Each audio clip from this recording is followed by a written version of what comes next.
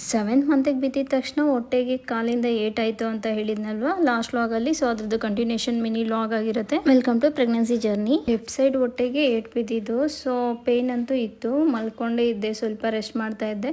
Pain ಏನಾಗಿತ್ತು ಅಂತಂದರೆ ಬಿಟ್ಟು ಬಿಟ್ಟು ಬರ್ತಾ ಇತ್ತು. ಒಂದು ಸ್ವಲ್ಪ ರೆಸ್ಟ್ ಮಾಡಿದ್ರೆ ಮಲ್ಕೊಂಡಿರೋ ಅಷ್ಟೊತ್ತಿರಲ್ಲ, ಮತ್ತೆ ತಿರ್ಗೋಕ್ಕಾಗ್ತಾ ಇದ್ದಿಲ್ಲ. ಸೊ ಆ ಥರ ಬಿಟ್ಟು ಬಿಟ್ಟು ಬರ್ತಾ ಇದ್ದಿದ್ದಕ್ಕೆ ಸರಿ ಹೋಗುತ್ತೆ ಬಿಡು ಅಂತ ಹೇಳಿಬಿಟ್ಟು ನಾನು ಅವತ್ತೇನು ಹಾಸ್ಪಿಟ್ಲಿಗೂ ಹೋಗಿದ್ದಿಲ್ಲ. ಮನೆಯಲ್ಲಿ ಕೂಡ ಹೇಳಿದ್ದಿಲ್ಲ, ಸುಮ್ಮನೆ ಭಯ ಬೀಳ್ತಾರೆ ಅಂತ ಹೇಳಿಬಿಟ್ಟು. ನೆಕ್ಸ್ಟ್ ಡೇ ಹಾಸ್ಪಿಟಲ್ಗೆ ಹೋಗ್ತೀವಿ, ಯಾಕೆ ಸುಮ್ಮನೆ ನೆಗ್ಲಿಜೆನ್ಸಿ, ಸೆವೆಂತ್ ಮಂತ್ ಬೇರೆ ಅಂತ ಹೇಳಿಬಿಟ್ಟು ಹೋಗಿ ಹಾಸ್ಪಿಟಲಲ್ಲಿ ಇನ್ನೇನು ಚೆಕಪ್ ಮಾಡಿಸ್ಕೊತೀವಿ ಎಲ್ಲ.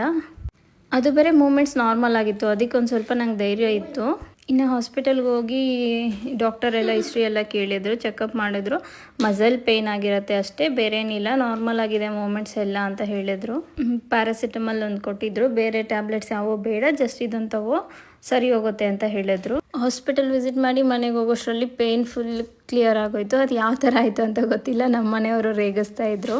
ಸೊ ದುಡ್ಡು ಖರ್ಚಾಯ್ತಲ್ವಾ, ಸೊ ಅದಕ್ಕೆ ಕೊಟ್ಟೋಯ್ತು ಪೇಯ್ನು ಅಂತ ಹೇಳಿಬಿಟ್ಟು. ಇದು ಥರ್ಡ್ ಟ್ರೈಮಿಸ್ಟರ್ ಸ್ಟೋರೀಸ್ ಸ್ಟಾರ್ಟಿಂಗು, ಇನ್ನೂ ತುಂಬ ಸ್ಟೋರೀಸ್ ಇದೆ. Follow for more videos.